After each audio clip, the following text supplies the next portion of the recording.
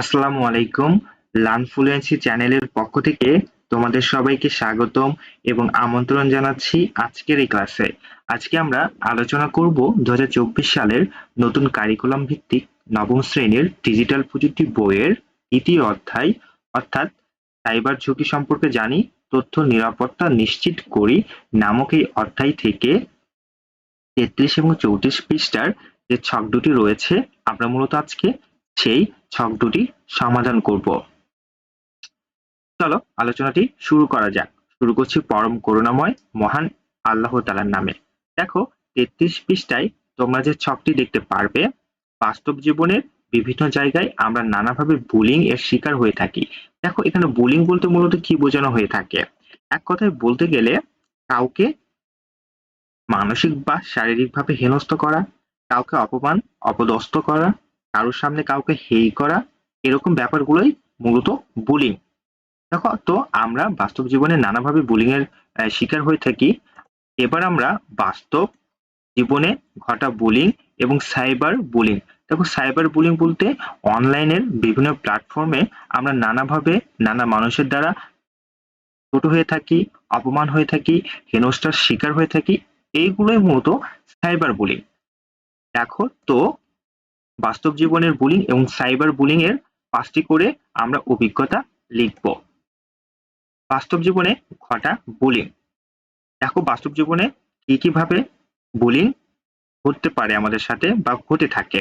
ক্লাসে পড়া দিতে না পারায় সহপাঠীরা বিদ্রূপ করেছে, গায়ের রং কালো বলে স্কুলের সহপাঠীরা মজা করেছে, পরীক্ষায় ভালো ফলাফল না করতে না পারায় প্রতিবেশীরা হাসি ঠাট্টা করেছে, খাটো বলে বন্ধুরা বিদ্রূপ করেছে, মোটা বলে স্কুলের সহপাঠীরা হাসাহাসি করেছে।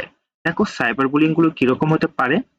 ব্যক্তিগত আক্রমণ করে সোশ্যাল মিডিয়ার স্ট্যাটাস লিখেছে,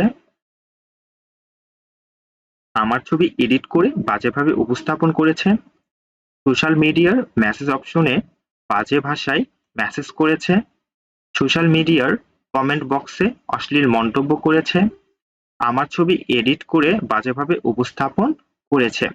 দেখো এর পরের পৃষ্ঠায় অর্থাৎ 54 পৃষ্ঠায় যে ছকটি রয়েছে আমরা এটি এখন সমাধান করব।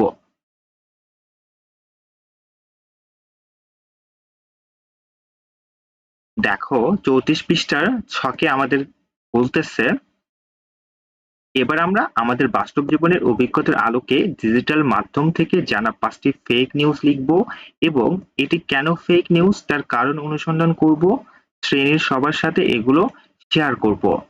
দেখো ফেক নিউজগুলো কি হতে পারে এবং কেন হতে পারে তার কারণগুলো আমরা দেখব। ফেক নিউজ শুধুমাত্র আমরাই দিচ্ছি সরাসরি পুকুর থেকে ইলিশ।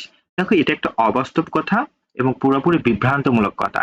কেননা ইলিশ মাছ কখনোই পুকুরে হয় না। এটা ফেক নিউজ, কারণ ইলিশ মাছ পুকুরে হয় না, এটি সাগরে পাওয়া যায়। তারপরে দেখো আগামী 2 জানুয়ারি পৃথিবী ধ্বংস হয়ে যাবে। দেখো এটা একটা পুরোপুরি মিথ্যা এবং অবাস্তব কথা। কেননা এটা ফেক নিউজ, কারণ পৃথিবী কবে ধ্বংস হবে তার সঠিক দিন তারিখ কেউ জানে না। তারপরে দেখো সারা দেশে লবণের কেজিতে 2000 টাকা বৃদ্ধি। দেখো এটা একটা অবাস্তব এবং সাজানোর কথা, তাই না? যে সারা দেশে লবণের কেজিতে 200 টাকা বৃদ্ধি, এরকম কখনোই ঘটা সম্ভব না।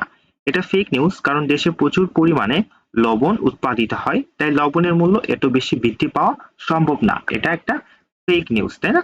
আচ্ছা তারপরে দেখো একই আজব ঘটনা মানুষ হয়ে গেল পরী, তাই না? একদমই ভিত্তিহীন একটা কথা, তাই না? যে মানুষ কি কখনো পরী হতে পারে? দেখো মানুষ কখনো পরী হতে পারে না। পরী কেবলই রূপকথার একটি ধারণা মাত্র, এটা ফেক নিউজ। তারপরে দেখো রাতে ঘুমালো মেয়ে, সকালে হয়ে গেল ছেলে, এটা কখনোই সম্ভব না, তাই না? দেখো মেয়ে থেকে ছেলে হওয়ার বৈজ্ঞানিক কোনো যুক্তি নেই। তোমাদের জন্য এই ছিল আজকের আলোচনা। ভিডিওটি ভালো লেগে থাকলে অবশ্যই ভিডিওটিতে লাইক করবে। আমরা ধারাবাহিকভাবে তোমাদের প্রত্যেকটা পাঠ্য বইয়ের প্রত্যেকটা বিষয় নিয়ে আলোচনা করব লার্ন ফ্লুয়েন্সি চ্যানেলে। আজকে এখানেই বিদায় নিচ্ছি। ভালো থেকো, সুস্থ থেকো এবং চ্যানেলটি অবশ্যই সাবস্ক্রাইব করো। আসসালামু আলাইকুম।